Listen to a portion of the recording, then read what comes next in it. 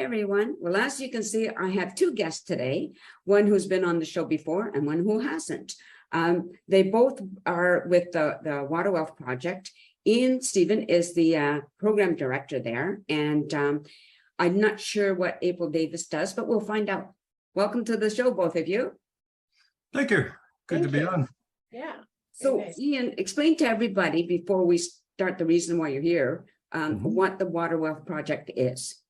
Sure. The Water Wealth Project is a community group focused on freshwater issues, which is a very broad topic, everything from drinking water to rivers and lakes. And so it covers a whole range of kind of social, political, ecological, economic issues. The thing we're kind of excited to talk about today is an event that we're going to be holding in September, which is a first for us for an event of this type, and first time we've done an event of this sort of scale in years, really. So very happy to have a chance to chat about that today. No, when did you start the program? Water Wealth started up in 2013, just the beginning of 2013. Initially focused on what was going on at that time was modernization of BC water law, the process that resulted in the Water Sustainability Act that we have now. Mm-hmm. Okay. And April, when did you become involved? I got involved in, I think late 2014 or 2015 with stream keeping. And so what I got involved in that capacity and going out to for workshop for water quality testing with the Pacific stream keepers. And from there, I thought this is the greatest thing. Go out to the streams, get some fresh air, make a difference in, checking water quality. And so it was just, it was just like a great thing. So Very good. Now, Ian, back to you. So what is this that you're all excited about? So in September, and it's kind of funny how it came about. I was out with a volunteer doing some of that stream keeping work up the Chilliwack River Valley, and mentioned that the distance from the Better Bridge at Better Crossing to Chilliwack Lake is approximately the same distance as a running marathon. And that volunteer said, "Salmon run." And next thing I knew, the volunteer had this event sort of half organized already. We scaled it down. We're not doing a marathon all the way up the valley, but we're going to be doing it along the Better River section, starting in Better Park. And it'll be a 5 kilometer, your choice of 5 kilometer or 10 kilometer walk, run type event along the river, along the dike trail there. And there will be speakers and information and tables, things at the start of the event. And really to, bring people together on that river that is such a beautiful place and so highly valued in our community. Guests from out of town as well, runners that are interested in the run. And kind of focus our minds on the salmon runs that come up there. We get every species of Pacific salmon come up that river and play a huge role in the local economy with fishing and things, and in the ecology of the whole watershed, as they do in watersheds throughout BC. You can track the size of the salmon runs in the rings of the trees in forests along these salmon rivers, because of the nutrients that come up from the sea when the salmon are big and they come home to spawn, and then they get spread throughout the forest by bears and eagles and all sorts of things. They feed the soil and the riverbeds and the whole ecology here. So there will be some talks at the beginning of the run, kind of focus people's minds on those sorts of values, and then do the run down this beautiful river and be thinking about how we benefit from these beautiful natural places and systems. Right. So April, are you taking part in that? yes, not in the running part, but I will be there helping Jamie, who's kind of overseen the whole event. So I'll be helping her with that. And I would like to be just a part of this overall event to get people out and understanding what we're doing. Right. Now, while we're on the topic of salmon anyway, so Ian, what changes have you seen over the years as when it comes to how many salmon come through? Yeah, I mean, it's up and down all the time, but the trend is bad. The trends have been down. I first started getting involved in these sorts of things while the Cohen hearings were going on in 2009, or about the 2009 runs anyway, where the sockeye were so low that year. And the trends, you know, you see in the evidence of those hearings, the trends have been a decline for decades. And that hasn't stopped. And there's many, many factors that play a part of that. The other thing we're seeing, and our water testing, the stream keeping program has kind of morphed into a climate monitoring program, which will be a very long-term thing to really see trends in that. But because we're seeing water temperatures in the Fraser and in the Chilliwack River, particularly the Vetter section, temperatures in the summer getting too hot for salmon to even survive. So there's a lot to be concerned about. Absolutely. Yeah, for sure. Well, this question is for either of you. What is the problem, when they have the, all of a sudden the term has gone out of my head, when they have salmon that are not wild, that they got them in containers and then get loose or something, What is the issue there? That's getting more into saltwater issues, which isn't really Waterwell's home. So there are certainly other people that would speak to that better than I would. Eddie Gardner comes to mind right away as a local person. But you can compare it to feedlots, like cattle feedlots. You've got this dense concentration of animals, and it increases the risks of parasites and diseases. And then we've got the juvenile salmon coming out of our streams, very, very small and really quite vulnerable, that have to migrate past these farms and past these potential sources of disease and parasites.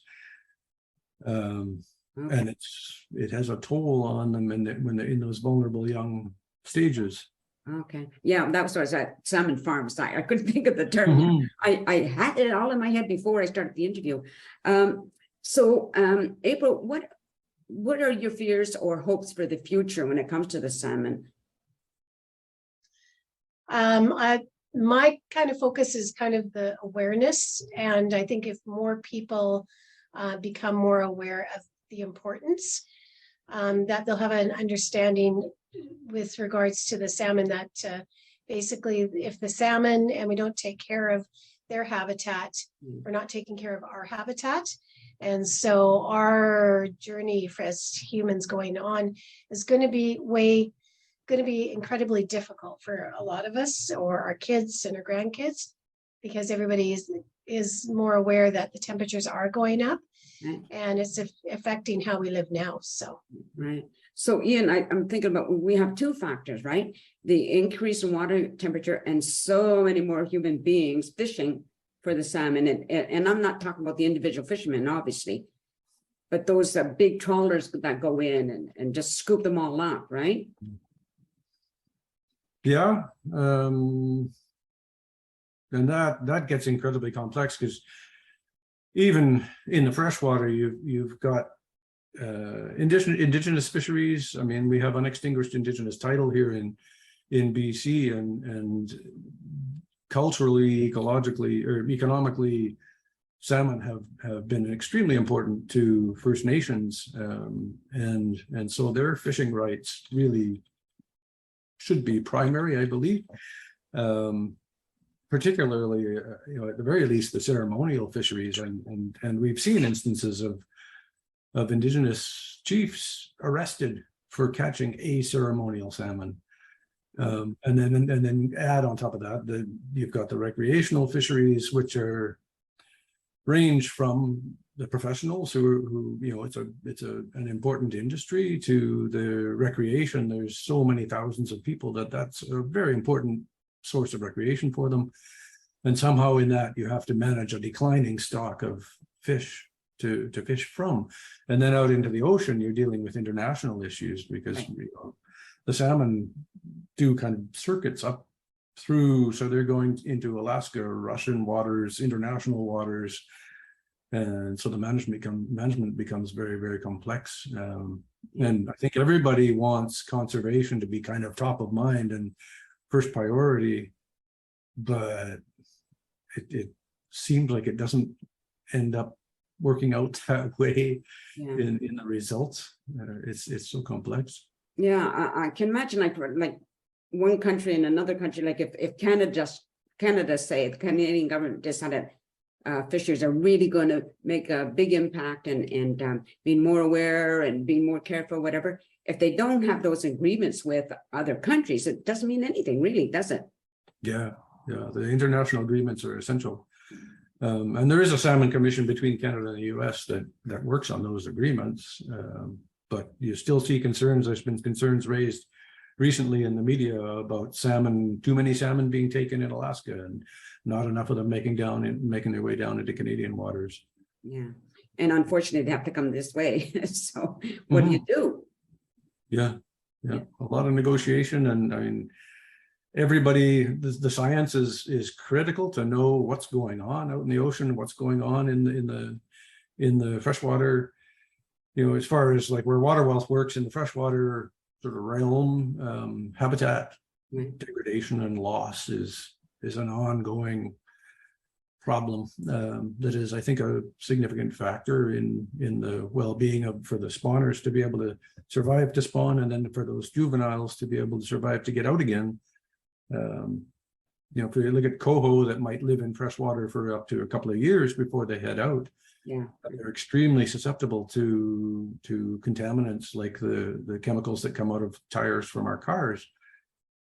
So in an urban area like Chilliwack, where you've got roads intersecting salmon streams, you know, these are complex and serious issues that need to be dealt with. Right. Now, is the Water Wealth Project, is that just local?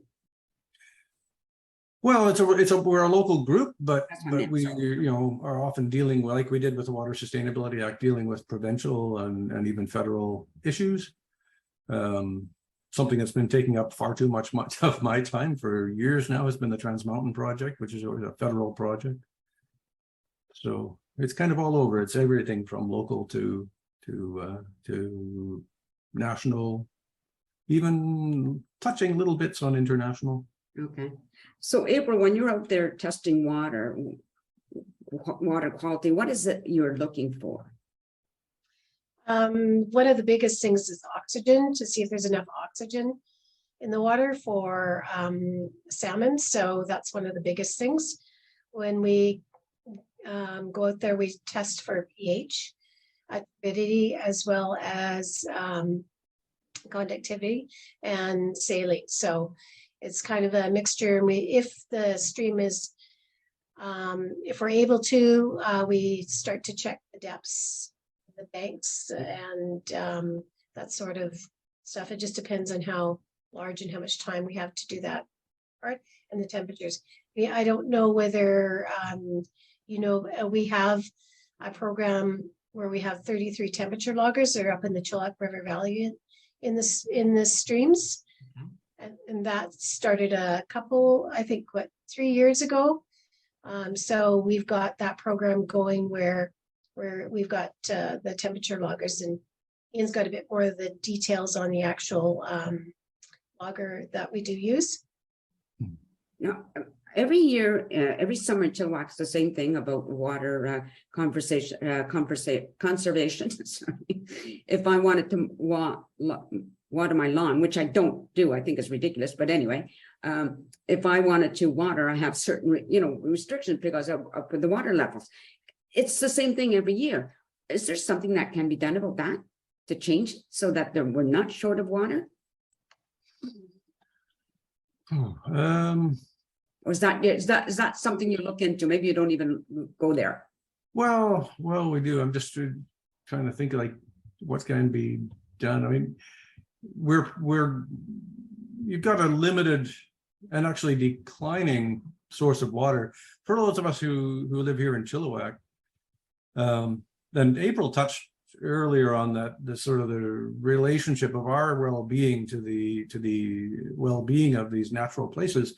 This Chilliwack River comes down the Chilliwack River Valley, and it turns at Vetter Crossing and runs west as the Vetter River. The name changes at that turn, and there it's also flowing into the ground. And people in Chilliwack probably know we get our drinking water from city wells, most of us.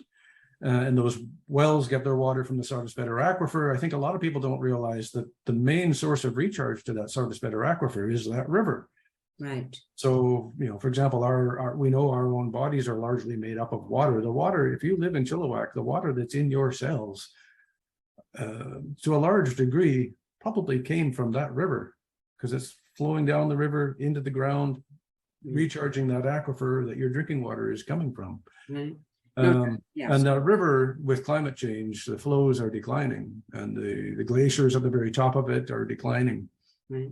while our population is growing. Yes, right. So we're going to have to pay attention to that sort of conservation more and more going into the future. It's hard to get people to really pay attention. I think it's hard. I don't know if it's individuals. It's more maybe big business. I don't know, but getting governments on board and really getting strict, I think it would be the only solution that I can think of. And when it comes to watering, I just want to tell people, like, why do you worry about a lawn? It'll go brown. And the minute we start getting some rain, it's all green again. So it's like, why would you possibly worry about it? It makes zero sense to me, I'd agree, yeah. That water's more precious for other things than your lawn. Plant a tree. Yeah. Or plant other kinds of cover. Sorry. Yeah. You could, yeah. So sorry, I was hoping that this kind of thing, where it brought a lot of different groups of people, this event, the Salmon Run, that with the people that are going to be speaking and the people that have tables and vendors, that they'll have more of a sense of, we're really connected. And if we are going to have to start to choose what's important is our drinking water and those kind of things before the aesthetics of a lawn or those kind of things. So I think we have to really change our mindset, and this might be an opportunity for some of the people in Chilliwack to bring it to whoever they talk to after that. Yeah. Right. Yeah. I interviewed somebody with the called a guerrilla gardener. And they're about, planting, like you said, ground cover or strawberries or something, that you can eat or, harvest in some way, right? Rather than a lawn. Anyway, I'm off the topic. I know that. So Ian, just remind people when the event is taking place, where. Yeah, September 24th. I've forgotten the exact start time, but it's on our website and you'll see it in the social media that we put out and stuff. 10 o'clock comes to mind. April maybe can correct me on that. Okay. Starting at Vetter Park, which is where the dog park is by the Vetter Bridge, and it'll go along the Dyke Trail down Vetter River, September 24th. And people who register this month get included in their registration an event t-shirt as well. And then those t-shirts will be on sale at the event as well. Okay, great. And I will look up your website. I just put the Water Wealth Project on the website will come up, right? Because I want to include that. Yeah, waterwealthproject.com. Okay, great. All right. Well, thank you, you two, for doing this. I really appreciate it. Just stay on camera for a second. This is to the audience out there. I hope you really listen and maybe go to this event and learn more about the salmon. The food is important to all of us, and we can't be wasteful, and we certainly shouldn't be greedy. So on that note, be nice, everybody, and peace out.